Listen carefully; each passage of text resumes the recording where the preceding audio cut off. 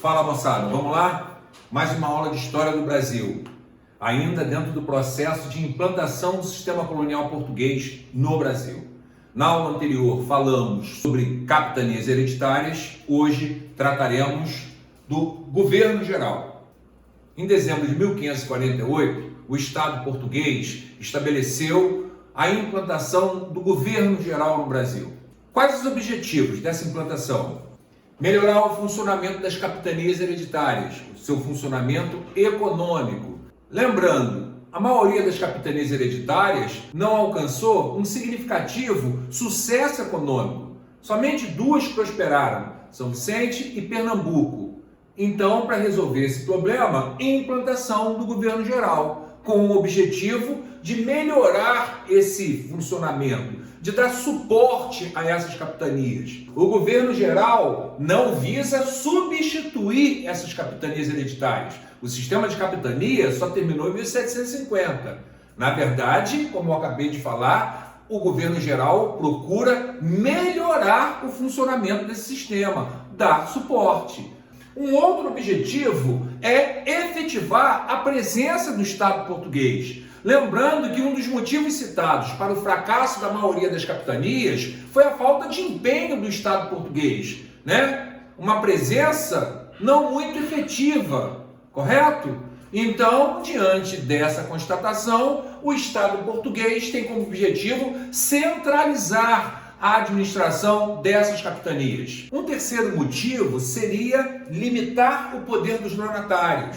Lembrando, pelos forais, o donatário poderia legislar, poderia tributar, poderia doar cismarias, poderia fundar vilas e povoados. Tinha poder militar. Então, diante dessa constatação, o Estado português limita o poder desses donatários.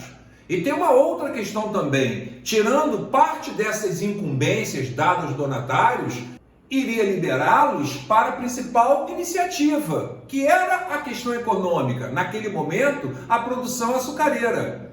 Então podemos dizer que até então o Estado português pedia para o donatário assoviar e chupar cana ao mesmo tempo. Porque ao mesmo tempo que ele tinha que ser empresário, ele era juiz, ele era chefe militar, ele era senhor de tributos. Portanto, libera, tira o poder desse donatário e deixa ele ser empresário e dar lucros ao Estado português através da tributação.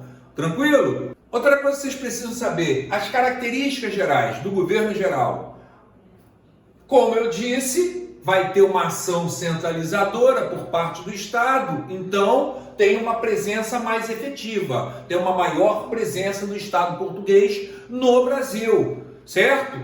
Através do governador geral, mas também através da ação de seus auxiliares administrativos. 3, certo? O capitão-mor, ligado às questões militares, principalmente de defesa. O ouvidor-mor, ligado à questão da justiça. E, por último, o provedor-mor, ligado à fazenda, ou seja, ao tesouro, à cobrança de impostos. Correto? Uma outra característica é a existência de capitanias reais. Como assim? No governo geral você pega dois tipos de capitanias. As hereditárias, de cunho privado, administrada por um donatário, e a partir desse momento as capitanias reais, administradas pelo Estado. Que o primeiro caso foi aquela onde foi fundada a primeira capital, em Salvador, até pela sua localização geográfica, na parte central, permitindo a comunicação com as demais capitanias. Uma coisa importante, que normalmente cai nas provas, é o funcionamento das câmaras municipais. Por quê, Ronaldo? Porque foi o primeiro órgão administrativo estabelecido no Brasil, certo? Qual a importância dessas câmaras municipais? Inicialmente, elas deveriam representar a vontade da metrópole no Brasil, mas na prática, elas acabam sendo controladas pela elite local. Quais seriam as prerrogativas dessa Câmara Municipal? Legislar, tributar, punir. E uma outra coisa que devemos lembrar dessas câmaras é o poder exercido pela elite latifundiária pelos proprietários de terra no Brasil, os chamados homens bons.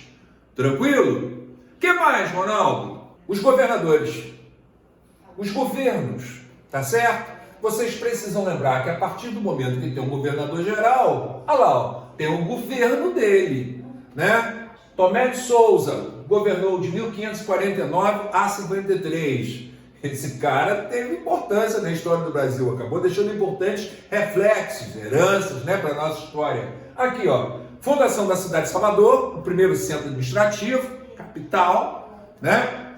Introdução da pecuária, lembrando que o Brasil hoje é um dos maiores exportadores de carne do mundo, correto? Introdução do tráfico negreiro, os primeiros negros que chegam no Brasil chegam no governo dele. Alguns colocam que a consolidação desse tráfico negreiro ocorre efetivamente no governo Mendes de Sá, mas os primeiros negros importados chegam no governo Tomé de Souza, correto?